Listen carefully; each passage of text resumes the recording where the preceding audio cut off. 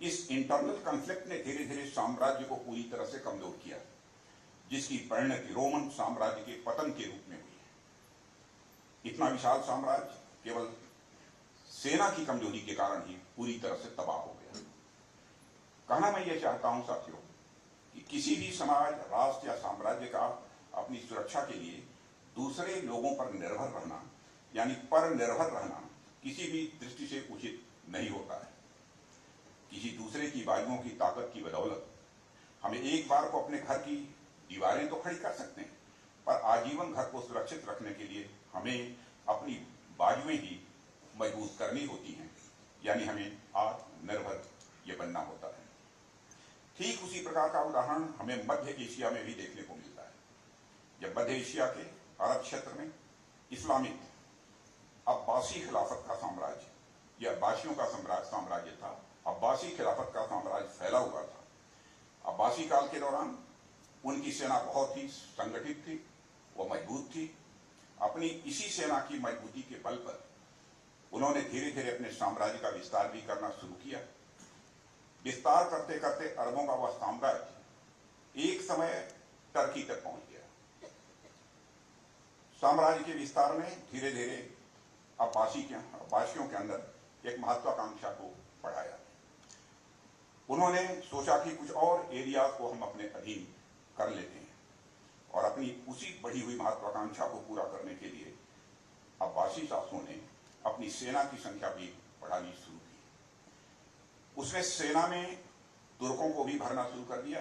धीरे धीरे सेना में तुर्क अर्थात गैर अरब सैनिकों की संख्या भी लगातार बढ़ती चली गई। इससे सेना के अंदर तुर्कों और अरबों के बीच भी एक कॉन्फ्लिक्ट स्वाभाविक रूप से जो पैदा होना चाहिए वह पैदा हुआ।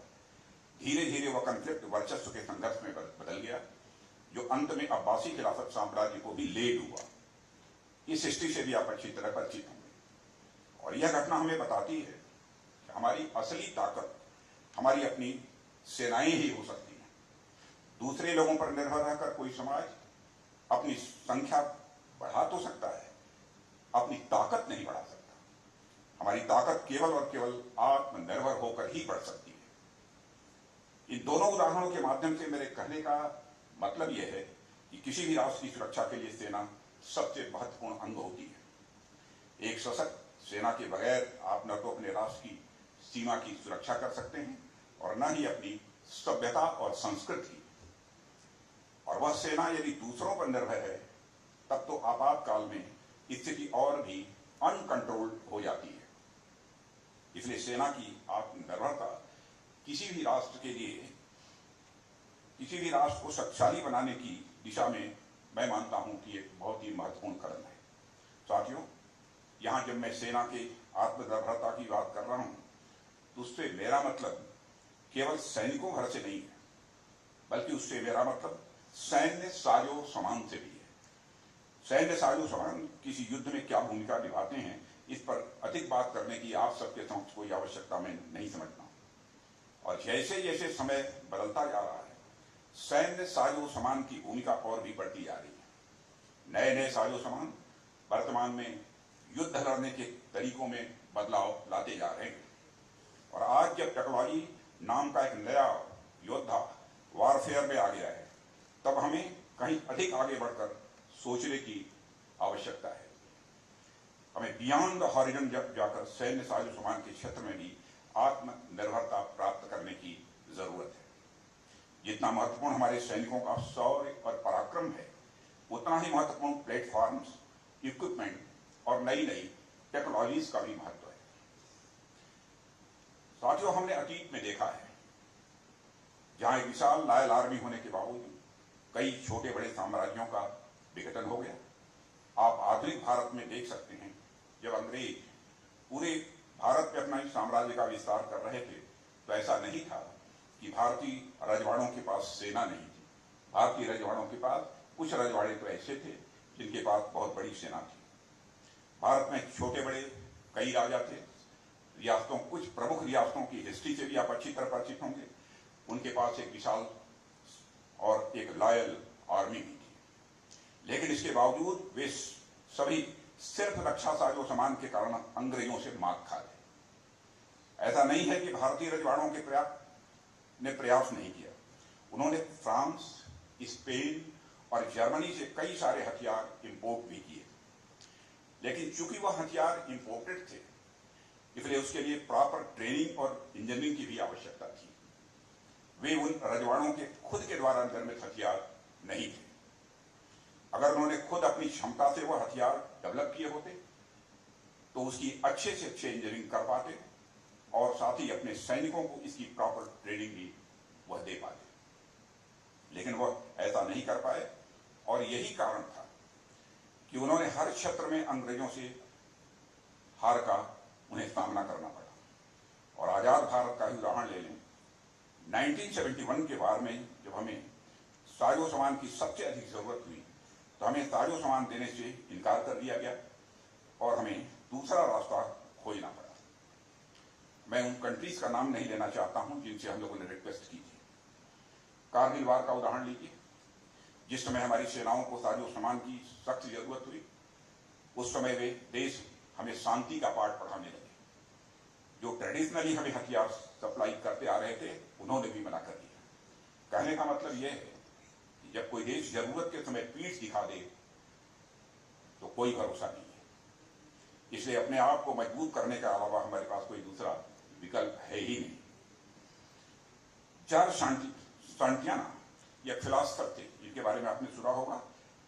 उन्होंने बहुत जो बात कही थी वो बहुत ही प्रसिद्ध है, बहुत ही फेमस है कि those who forget their history are condemned to repeat it. Again, I would like to repeat it. Those who forget their history are condemned to repeat it. इसलिए इतिहास से जो अपने इतिहास की दी हुई सीख को भूल जाते हैं, उन्हें परेशानियों का दोबारा सामना करना पड़ता है। इसलिए इतिहास से सीख लेते हुए वर्तमान समय की सबसे बड़ी आवश्यकता है कि सेना के साथ साथ रक्षा संबंधी साजो सामान भी हमारे स्वयं के बनाए हुए हैं। इंपोर्टेड साजो सामान की अपनी सीमाएं होती हैं और कई बार ऐसी स्थिति भी आ सकती है कि आप किसी भी देश से कोई हथियार खरीदें और जब विषम परिस्थितियों में आप उन हथियारों का उपयोग करना चाहें तो दूसरी कंट्री अपने हथियारों को किसी सिस्टम के सहारे ब्लॉक कर दे। साथ ही आज अधिकांश हथियार इलेक्ट्रॉनिक सिस्टम्स वाले आ रहे हैं। तो क्या इस संभावना से इनकार किया जा सकता है क्या कि जो इक्विपमेंट या प्लेटफॉर्म हम प्रयोग में ला रहे हैं उसमें ऐसे चिप्स या अदर सिस्टम्स फिट किए गए हों जो उल्टा हमारी पोजीशन या अन्य सेंसिटिव इंफॉर्मेशन दुश्मनों तक पहुंचा रहे हैं। इंपोर्टेड हथियार आपके पास कुछ शर्तों के साथ आते हैं जो एक सॉवरेन नेशन के लिए उचित नहीं है। इसलिए देश की सॉवरेनिटी की रक्षा के लिए अगर हमें सबसे एडवांस टेक्नोलॉजी वाले इक्विपमेंट या प्लेटफॉर्म चाहिए तो उसका डेवलपमेंट हमें अपने देश में ही करना होगा। इसके लिए दूसरे देश पर निर्भर लंबे समय तक नहीं रहा जा सकता है। साथियों, आप सभी यहाँ इंटेलेक्चुअल्स बैठे हुए हैं, देश दुनिया की जानकारी रखने वाले लोग आप सब यहाँ पर बैठे हुए हैं। एक चीज आपने गौर किया होगा कि दुनिया में क्या एक भी देश ऐसा है जिसका अपना मिलिट्री इंडस्ट्रियल बेस न हो और वह ग्लोबल पावर हो। एक भी देश आपको दुनिया में नहीं मिलेगा। मैं नाम नहीं लेना चाहूंगा, पर अनेक कारणों से उन देशों के पास अकूत धन संपत्ति हो सकती है। वे धन के बदले अत्याधुनिक इंपोर्टेड हथियारों का जखीरा खड़ा कर सकते हैं। मैं उस देश का नाम ले ही लेता हूं, सऊदी अरब के बारे में आप अच्छी तरह जानते हैं। पर जब ग्लोबल मिलिट्री पावर की बात होती है तो क्या वे देश किसी अच्छी पोजीशन पर स्टैंड करते हैं? शायद नहीं। इसलिए ग्लोबल लेवल पर हमें अगर मिलिट्री पावर बनना है तो डिफेंस मैन्युफैक्चरिंग सेक्टर में सेल्फ रिलायंट होने के अलावा हमारे पास दूसरा और कोई विकल्प शेष नहीं बचता है। अगर हम डिफेंस मैन्युफैक्चरिंग के क्षेत्र में आत्मनिर्भर होंगे तो इससे कई सारे फायदे होंगे। इससे हमारी सेना तो आत्मनिर्भर होगी ही, लेकिन इसके अलावा भी उसके अन्य कई लाभ हैं।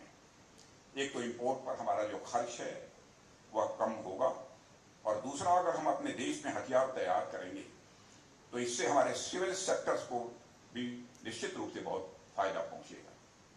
सिविल सेक्टर को पहुंचने वाला यह लाभ मल्टी डायमेंशनल होगा। हम डिफेंस मैन्युफैक्चरिंग के तहत ऐसी टेक्नोलॉजी डेवलप करने में सक्षम हो सकेंगे जो आर्म्ड फोर्सेस के साथ साथ सिविलियंस के लिए भी उतनी ही यूजफुल हो। इसे मैं एक उदाहरण से आपको बताना चाहूंगा। आप सभी यूएसए के जीपीएस सिस्टम से तो भली भांति परिचित ही हैं, और यहां पर हमारी सरकार के द्वारा जो कुछ अन्य जो स्टेप्स उठाए गए हैं उसकी भी मैं चर्चा करना चाहूंगा। लेकिन इसके पहले मैं बताना चाहूंगा कि शुरुआत में यह नेविगेशन सिस्टम, जीपीएस सिस्टम की मैं यहां पर चर्चा फिर से करना चाहता हूं। शुरुआत में यह नेविगेशन सिस्टम सिर्फ आर्म्ड फोर्सेस के लिए अवेलेबल था, लेकिन आज आप देखिए किस सुलभता से वह आम जनता के लिए भी अवेलेबल है।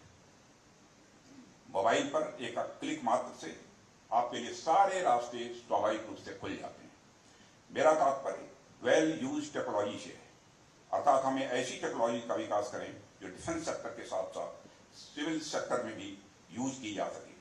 इसके व्यापक स्तर पर हमारे नागरिकों के जीवन स्तर में सुधार देखने को मिलेगा। साथियों, सेल्फ रिलायंस की दृष्टि से भी हमारी डिफेंस मिनिस्ट्री ने भी कई स्टेप्स उठाए हैं। आत्मनिर्भर भारत के संकल्प के साथ पिछले कुछ वर्षों से हमने इंडिया के डिफेंस सेक्टर में ट्रांसफॉर्मेटिव चेंज किया है। और क्या क्या ट्रांसफॉर्मेटिव चेंजेज हमने किए हैं वो मैं कुछ बातें आपके सामने रखना चाहूंगा। आप में से अधिकांश लोग उससे परिचित ही होंगे। डिफेंस कैपिटल एक्विजिशन का 75% हिस्सा सरकार ने डोमेस्टिक इंडस्ट्री के लिए रिजर्व कर दिया है, जो इस फाइनेंशियल ईयर में मोर देन 1 लाख करोड़ रुपये बनता है। डिफेंस रिसर्च एंड डेवलपमेंट के लिए एलोकेटेड फंड का 25% हमने industry led research and development के लिए भी डेडिकेट कर दिया है। इनोवेशन फॉर डिफेंस एक्सलेंस यानी आईडेक्स जैसी स्कीम्स के माध्यम से हम देश के नौजवानों और स्टार्टअप्स को डिफेंस के लिए इनोवेशन करने का अवसर और 10 करोड़ रुपए तक का की उपलब्धि उन्हें करा रहे हैं। और इसी प्रकार टेक्नोलॉजी डेवलपमेंट फंड यानी जिसे हम टीडीएफ कहते हैं, टीडीएफ के माध्यम से भी हम डिफेंस सेक्टर में इनोवेशन को बढ़ावा देने का भरपूर प्रयास कर रहे हैं। मेक स्कीम्स के तहत सरकार वेंडर्स को नए प्लेटफॉर्म्स के डेवलपमेंट के लिए आर्थिक मदद भी उपलब्ध करा रही है।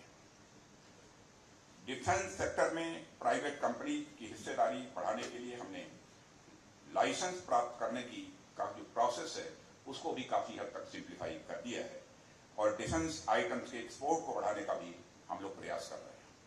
अगर मैं एक्सपोर्ट की बात करूं, आज से 8-9 साल पहले डिफेंस इक्विपमेंट का एक्सपोर्ट जहां कुल जमा 2000 करोड़ के आसपास था या उतना भी नहीं पूरा हो पाया था, वह आज मोर देन 16,000 करोड़ हो गया है। और कुछ साल नहीं बल्कि कुछ ही महीनों के अंदर में जो बातचीत चल रही उस आधार पर मैं कह सकता हूं कि हमारा ये export approximately more than 20,000 crore तक पहुंच जाएगा। साथियों, अभी तो हमने इस दिशा में बस कदम ही बढ़ाया है कि हमारे सामने बहुत सारे सकारात्मक परिणाम आने प्रारंभ हो गए हैं। रक्षा क्षेत्र में आत्मनिर्भरता यह देश की इकोनॉमी को तो मजबूत बना ही रही है, इसके साथ ही यह देश में एक साइंटिफिक टेम्परामेंट भी डेवलप कर रही है। हमारे बच्चे साइंटिफिक अप्रोच की तरफ उन्मुख हुए हैं। यह आत्मनिर्भरता हमारे लिए हर दृष्टिकोण से लाभदायक सिद्ध हो रही है। यहाँ कई इंपॉर्टेंट सेक्टर्स के अच्छे लोग, जानकार लोग बैठे हैं, इंपॉर्टेंट लोग बैठे हैं।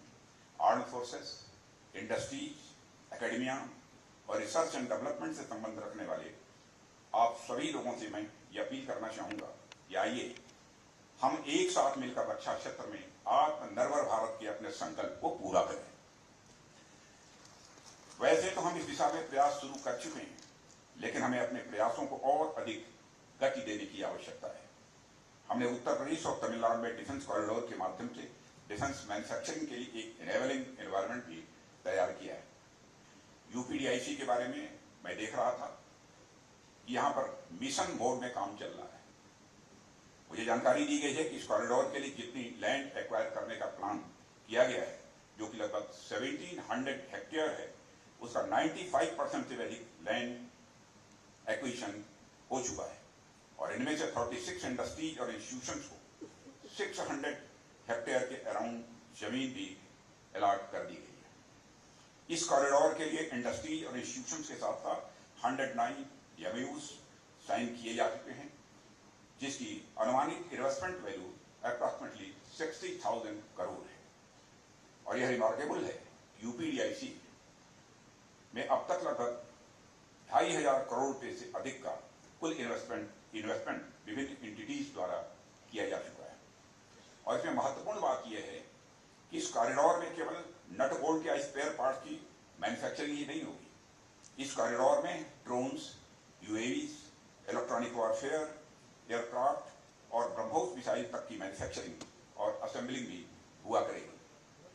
साथियों, इस कॉरिडोर के जितने भी नोड्स हैं, यानी आगरा, अलीगढ़, लखनऊ, कानपुर, झांसी और चित्रकूट, ये सभी हमारी गौरवमयी इतिहास से जुड़े हुए शहर हैं और इन्हें गौरवमयी भविष्य से जोड़ने का काम हमारा है और हम इसे भली भांति कर रहे हैं। और हमारे उत्तर प्रदेश के चीफ मिनिस्टर योगी आदित्यनाथ जी भी इस मामले में पूरी तरह से रुचि ले रहे हैं और प्रयत्न कर रहे हैं। और मैं देख रहा हूं कि air chief marshal retired RKS Bhadauria इस कॉरिडोर के संदर्भ में अपनी बहुत ही महत्वपूर्ण भूमिका भी निभा रहे हैं, इसलिए मैं आपको भी भदौरिया जी बधाई देता हूं। साथियों, हमने DRDO, अकेडमिया और इंडस्ट्रीज के साथ मिलकर डिफेंस सेक्टर में भारत की आत्मनिर्भरता के लिए कई प्रयास शुरू किए हैं और हमारे उन प्रयासों के परिणाम आने भी अब प्रारंभ हो गए हैं। और हम सबके लिए ये बेहद प्रसन्नता का विषय है कि हमारा डोमेस्टिक डिफेंस प्रोडक्शन आज मोर देन 1 लाख करोड़ के आंकड़े को भी पार कर चुका है।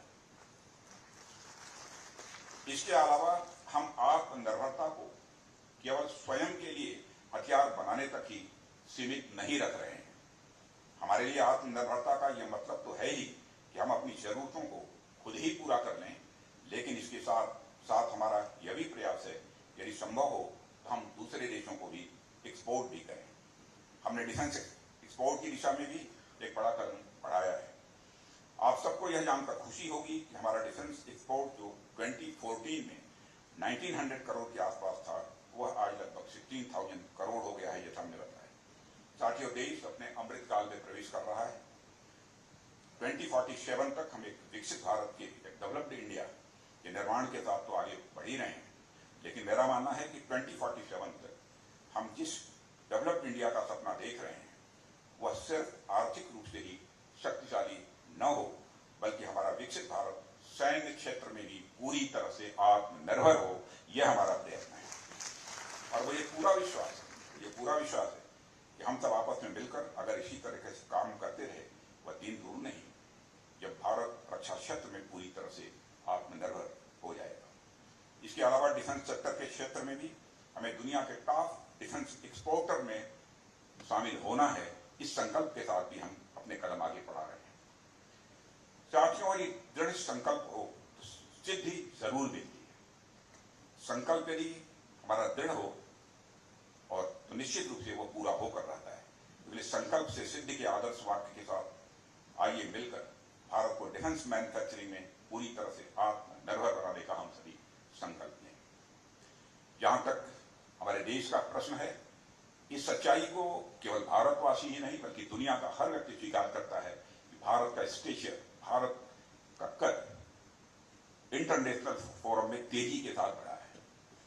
इंटरनेशनल फोरम पर जहां पहले भारत की बातों को गंभीरतापूर्वक नहीं सुना जाता था, लेकिन आज यदि भारत अंतर्राष्ट्रीय मंचों पर कुछ बोलता है तो सारी दुनिया कान खोलकर सुनती है कि भारत बोल क्या रहा है। यह भारत की हैसियत सारी दुनिया में रही। इस अवसर पर अधिक कुछ न कहते हुए मैं एक बार फिर आप सभी का बहुत आभार प्रकट करता हूं कि आपने मुझे इस डायलॉग में आमंत्रित किया और हमने एक दूसरे के साथ अपने विचार हम साझा करेंगे, ऐसा मेरा विश्वास है। इसके साथ मैं अपनी बात को समाप्त करना चाहूंगा और हम सभी एक साथ मिलकर अपने लक्ष्यों की पूर्ति करें और एक नए भारत की निर्माण की ओर हम सभी आगे बढ़ें। इन्हीं शब्दों के साथ मैं पुनः आप सबके प्रति आभार व्यक्त करते हुए कि आपने मुझे इस कार्यक्रम में बुलाकर अपने विचार प्रस्तुत करने के लिए का अवसर दिया, इसके लिए पुनः आप सबको मेरी तरफ से बहुत बहुत धन्यवाद।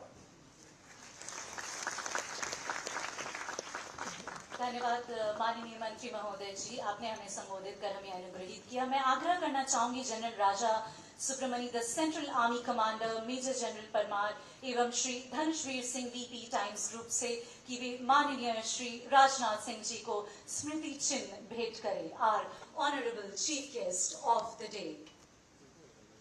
Ladies and gentlemen, Devi or Sajano, this memento will be and is a special creation as it is the page of the Times of India Mumbai edition of